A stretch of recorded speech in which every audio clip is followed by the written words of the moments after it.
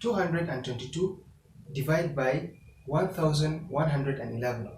Naira 2222 a rabawa mutane 1111. Kowannensu nawa zai ɗauka? Kowannensu zai ɗauki naira 2.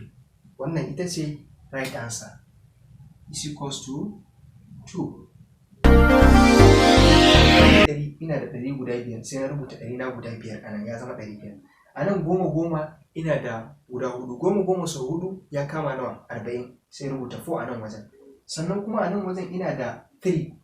3 shi kuma dama 3 unit ne sai na rubuta 3 a nan wajen. Ina so shi ma kamar wannan zan iya rubuta is equals to 543.